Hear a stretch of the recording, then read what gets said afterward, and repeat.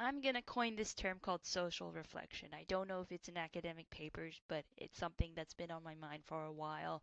But screw self reflection. Okay, maybe don't screw it. I think it's important. But let's consider social reflection. I think this is the missing ingredient in personal growth, per the subtitle in my slideshow. I think if you're watching this, you're probably into self dev, self development, personal growth, all that stuff. But I think consider that we maybe over prioritize self reflection or navel gazing.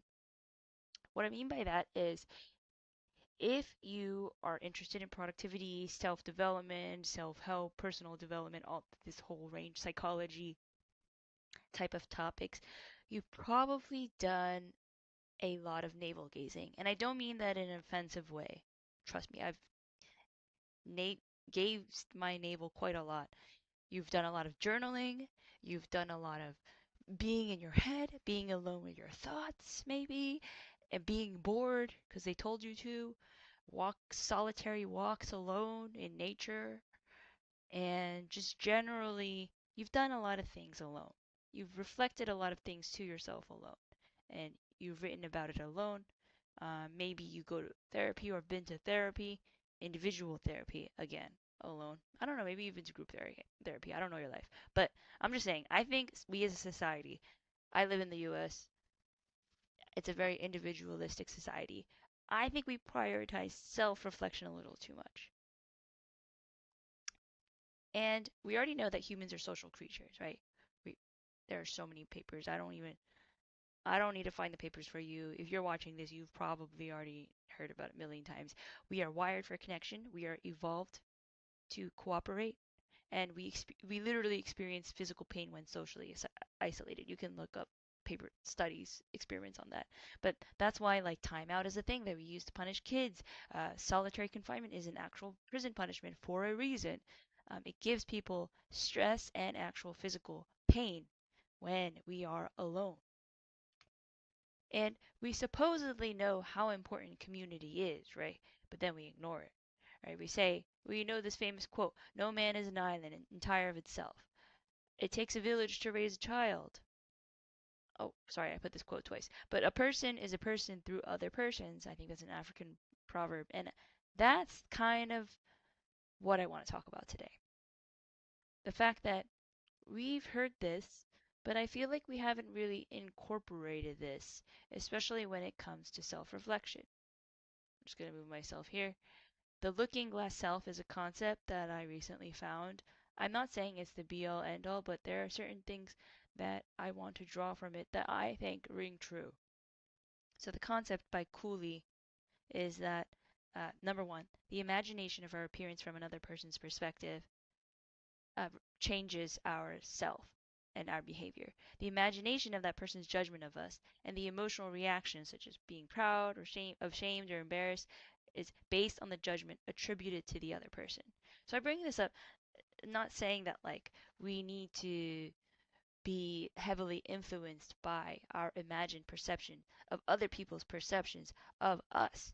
But I'm just saying, I introduced this concept because I wasn't the first person to have been curious about this fact that we are who we are, not just because we think it's originating internally only and for our original thoughts, but we kind of understand ourselves through how other people see us. That's the main takeaway I got from this concept.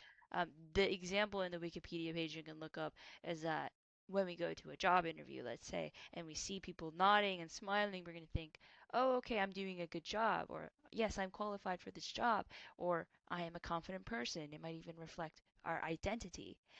So it's kind of getting data from other people to better understand ourselves. And here I feel like Cooley's concept is much more limited, almost could be negatively connotated to being overly influenced by our imagined perception of others. But I wanted to just take away the fact that we get craft an identity of ourselves not just through internal thoughts of ourselves. The main takeaway is basically that we have an understanding ourselves through other people and the society we live in. So I want to bring up color theory. So I don't know if you know this, but basically the same color can look different based on the colors around it. So this color in the middle, this one and this one, they're the same exact color. But doesn't it look brighter in this left one and kind of duller in this right one?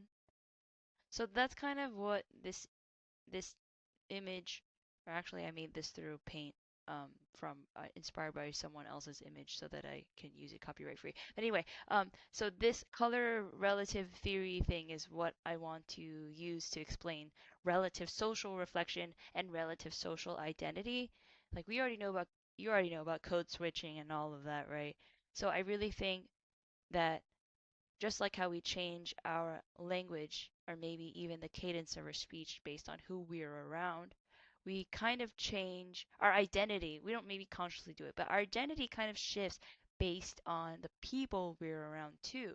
Like maybe you've noticed that you're more outgoing around certain people and then kind of more reserved around other friends. And I'm not talking about strangers, like that one's really obvious, right? Like you're not going to be all like hyperactive around complete strangers. I'm talking about people that even among the people that you love and trust, like you're going to be different. Your strengths are going to look different around your coworkers, your coworker friends maybe. Hopefully, that you're friends with some coworkers. Your strengths are going to look very different around people who have the same exact skill set or very similar skill set as you than friends who don't know how to do anything that you do for work, and have slightly different skill sets or interests. And I think that is the importance. The constructing and understanding of ourselves through the relativity of the people that we surround ourselves with.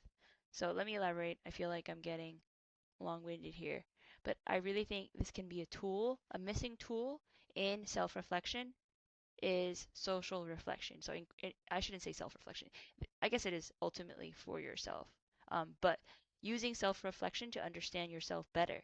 So basically, I think hopefully you have a group of trusted people that you care about and care about you. Usually they're friends and family. And something I've noticed in making a lot more new friends in the past couple years that are that I don't work with, right? So they have different skill sets than me, is that these friends will naturally reflect back to you who you are and what they think of you.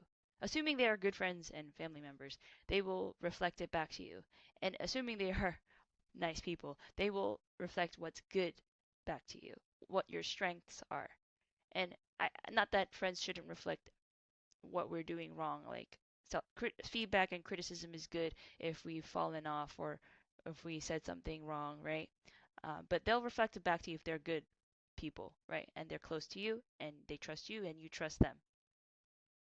And I think this is severely underrated because this helps build self identity and self confidence and get the full picture that you are not capable of doing by yourself.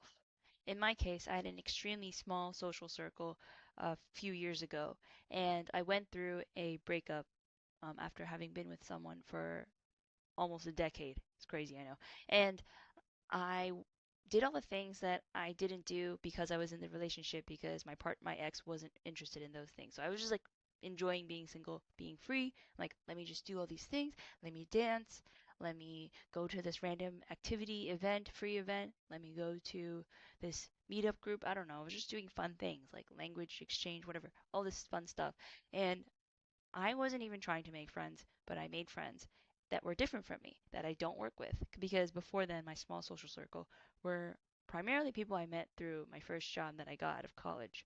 And this was so interesting, but they naturally kind of just reflected back my strengths to me that I had no idea were strengths that were more unique to me. Because again, one, we don't work together, so we don't have similar skill sets. We're not even in the same field or industry, right? So things that I don't even think that are a strength, like I'm very technical, for example. So they would point that out, and I would realize, like, oh my God, I guess I am. Like, I just didn't think about that because I was working in tech and had tons of friends who are software engineers or that type of brain. And Also, other things I didn't notice, that I would organize a lot of fun events for my friends, and they point out, oh, you're so good at, like, you're kind of like a community organizer. And I think that has other meanings. So I'm like, I mean, I like bringing people together, but it was still like a strength that I didn't realize that I had, and that most people find it difficult to do the things that you find easy. And I feel like that's what's really important. And that's what they say is like really important to do if you're trying to find like your life purpose, right? Is you need to figure out what, or if you're trying to make a lot of money, like is like you need to figure out what you're good at that other people hate doing or find really challenging. And that's where your purpose should be. And so using this self social reflection was the only way that I got a better and more complete picture of who I am. Caveat being that you're always changing, right? Of course, I know we're all evolving, but truly, really, truly, like I feel like I know myself so much better because of what people reflected back to me. And this is going to sound really unself aware, but it seems obvious now in retrospect after my friend said that. But she told me, like, oh, yeah, that sounds so like you love learning. And because I'm always reading nonfiction books and I'm always consuming this kind of content where I want to learn stuff. And it never crossed my mind that I'm someone who loves learning until she said that. And I was like, holy shit, I do like learning. I don't know. It's like things that are so, it's just so normal to you. So you don't even, you're like, it's like you're a fish in water and you don't know about the water. That's what it felt like when she said that to me. So there's probably things like that that you can only see when someone sees you, someone reflects back to you what they, how they see you. Okay? Okay. Anyway, this is related as I don't know if you've heard of bimbo stoicism, but it's the concept that women have started online, primarily TikTok, I think, where we're trying to reject patriarchal beauty standards of looking a certain way, right? Living in a post-colonial hegemonic patriarchy, and learning to accept love the way that we look as we are. And so, bimbo stoicism, as it sums up, the whole concept is finding an animal that you look like and embracing that and loving that. Because don't you think that so many different animals, particularly mammals, I don't find fish particularly adorable, but so many mammals especially are so majestic or beautiful or adorable, right? And they're all beautiful in their own way. Like a cat, a black cat and this Cocker Spaniel dog, they're both beautiful and adorable in their own ways. And to expect a black cat to behave and look and sound like a dog is insane, and vice versa. And so there's beauty in diversity, right? We don't want to be surrounded by only black cats and only dogs. We like bunnies, we like birds, and we like, I don't know, snakes. We like fish, dragonfly. The beauty in life and existence is in the diversity and the different ways that life forms found existence. I don't know. But that's my whole spiel. I'll see y'all later.